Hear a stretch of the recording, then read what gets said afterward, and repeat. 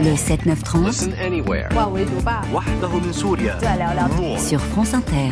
Géopolitique, bonjour Pierre Aski. Bonjour Nicolas. Pierre, Emmanuel Macron vous a accordé ainsi qu'à deux confrères un entretien sur son déplacement en Chine. L'avion présidentiel français était sur le point de décoller de Canton vendredi soir, lorsque la Chine a annoncé les 3 jours de manœuvre en forme de blocus de l'île de Taïwan, en représailles à la visite de la présidente taïwanaise aux États-Unis.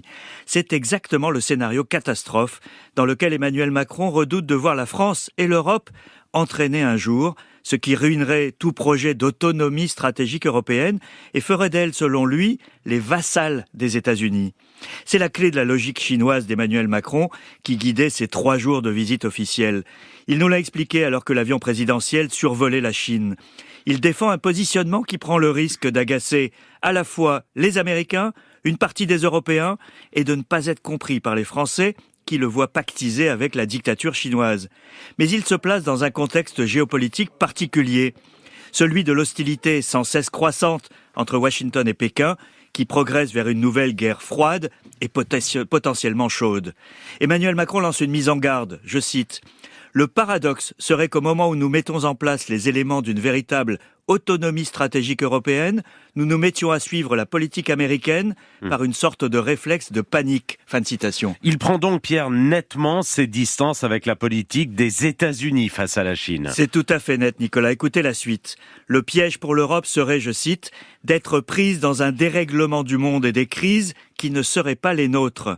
Il poursuit: s'il y a une accélération de l'embrasement du duopole, donc États-Unis-Chine, nous n'aurons pas le temps ni les moyens de financer notre autonomie stratégique et deviendrons des vassaux, alors que nous pouvons être le 3e pôle si nous avons quelques années pour le bâtir. Fin de citation.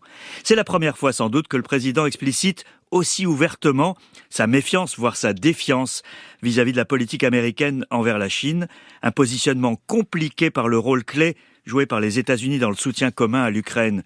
Pour cause d'Ukraine, une partie de l'Europe ne veut absolument pas prendre le risque de déplaire à l'Amérique. Et comment ce discours a-t-il été reçu à Pékin ? Il y a un paradoxe dans ce moment bien particulier que nous traversons.